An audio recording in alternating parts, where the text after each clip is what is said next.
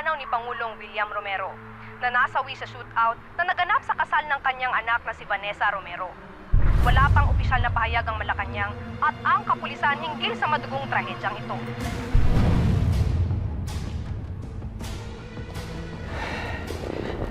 Akala siguro ni Elias, ang presidente na ang pinakamalakas niyang kalaban. Ako ang nagsimula, kaya ako ang tatapos ng digmaang ito. Nangako ako sa puntod ng kapatid ko na ipaghihiganti ko siya hanggang kamatayan. Kaya magkakampi pa rin tayo hanggang wakas. Patay kung patay. Yoy, bigyan mo nga ako ng alak.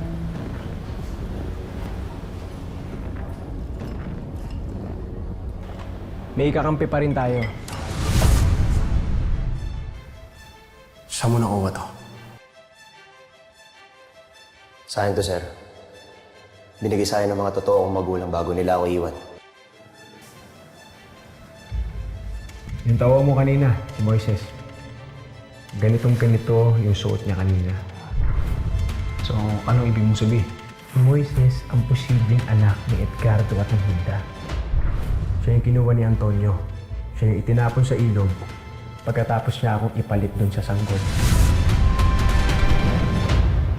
Sisiguraduhin ko na sila mismong magkakadugo ang magpapatayan.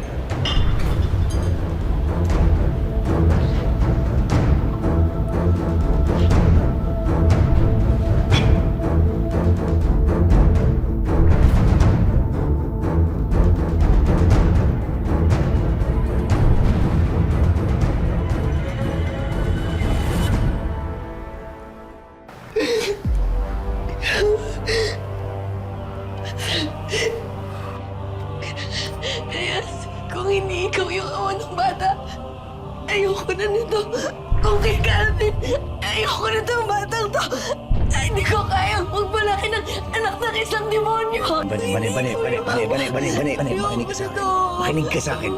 Makinig ka sa akin. Makinig ka. Pananagutan kita. Ayoko. Pananagutan kita. Ayoko, Elias. Hindi ko kaya.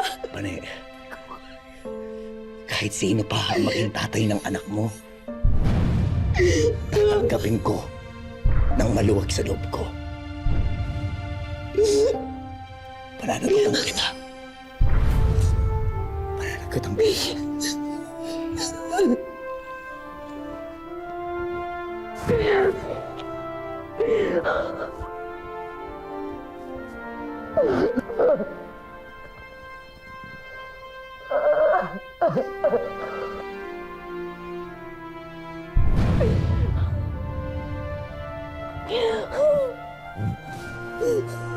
Tama na.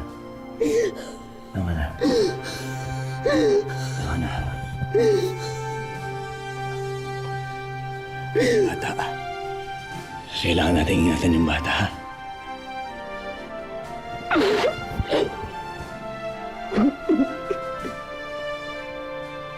Sige na. Magpahinga mo tayo. Pahinga na tayo.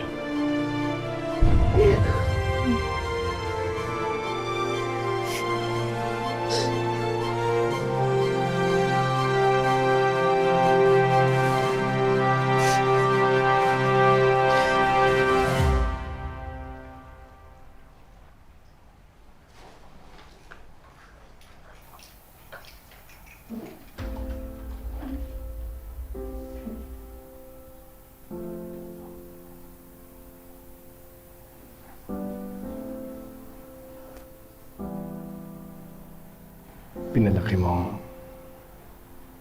matatag si Elias, Alma.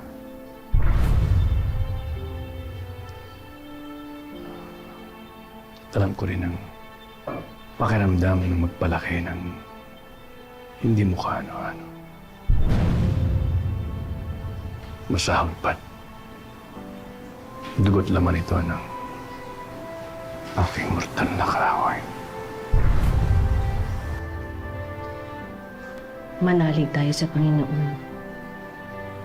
Umasa tayo na si Elias nga ang totoong ama ng pinagbubuntis ni Banet. Kumbinsihin natin si Elias na ipa-DNA test agad ang sanggol pagkapanganak nito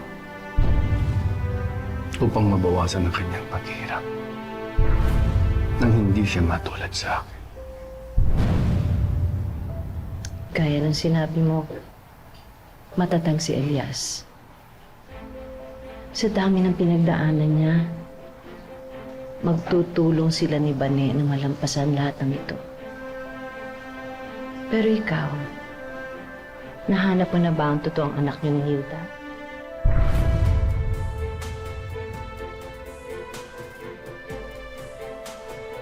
Mayroong tinutuntun si Hugo ang posibleng anak namin ni Hilda.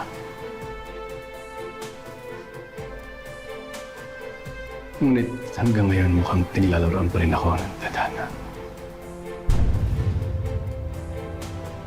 Walang imposible sa Panginoon. Naririnig niya ang puso mo.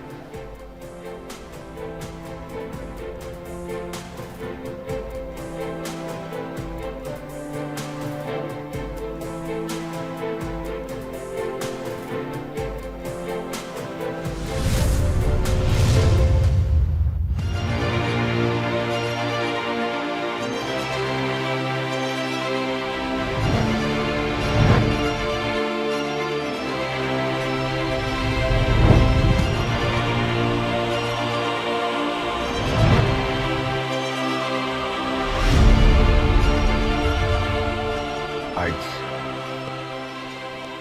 kailangan mong kumain para may lakas ka sa panganganak mo. Tandaan.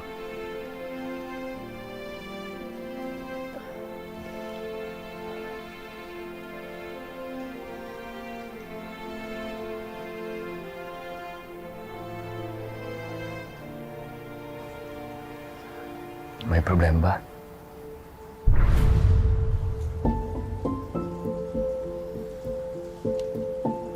Elias, ilang buwan mo na akong inaalagaan. Ngayon, hindi mo ba alam kung ikaw yung ama nitong bata?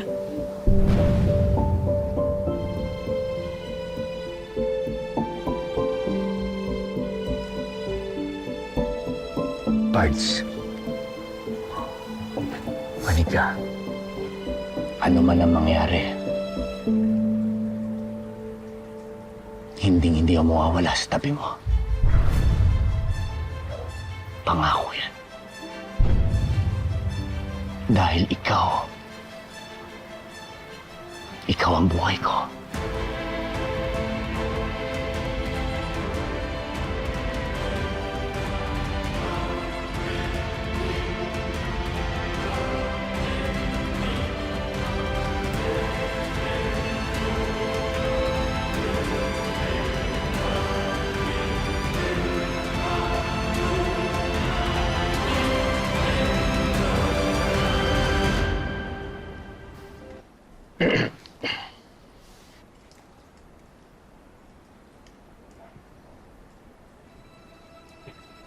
Oras na ipanganak ang sanggol.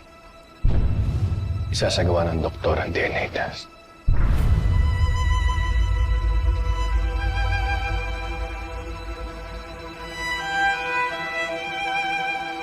Salamat po.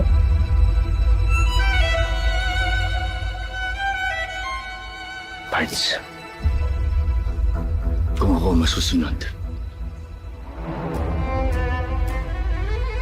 hindi na natin kailangan pang gawin to. Kasi ano man ang maging resulta,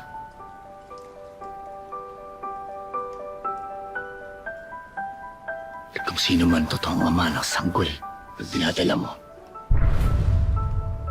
ituturing ko na parang sa akin.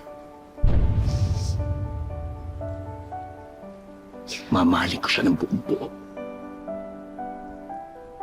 Aalagaan ko siya bilang ama.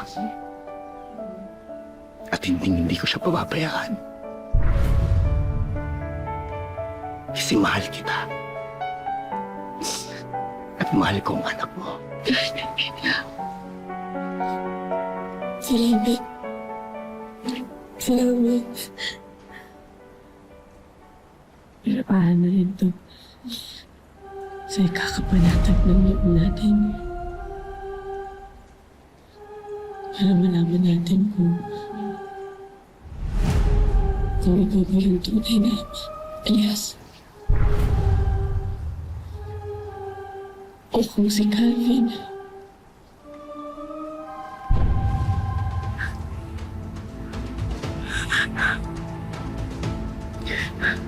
Naiintindihan ko. At nare-respeto ko desisyon mo.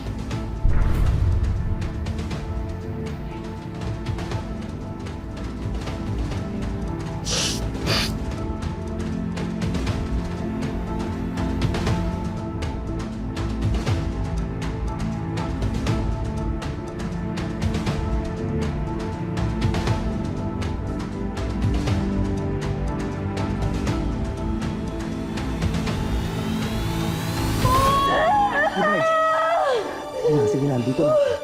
Nandito lang ako.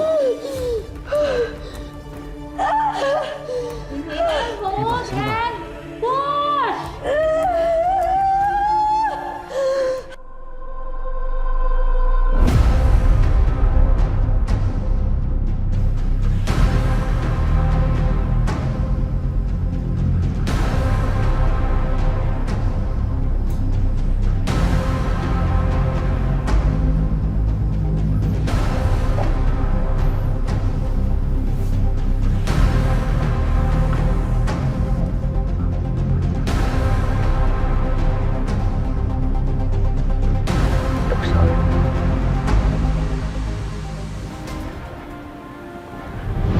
Gusto ko agad malaman ng resulta. Kailangan ko malaman kung ano ko ba yung batang yan. Huwag ka muna magkakilala. Dahil sa mga tinamumong tama ng mga bala. Kinailangan kang salina ako. Mabutit pareho kayo ng bloodline.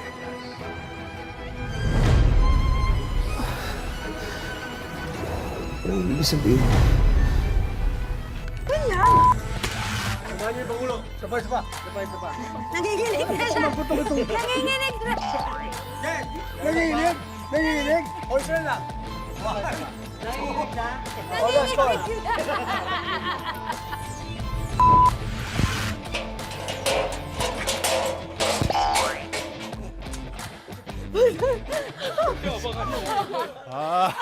I'm so sorry. Sorry. It's okay, it's okay. I'm so sorry. It's okay. Hindi mo man ako maituring na ama. Kontento na akong ipon.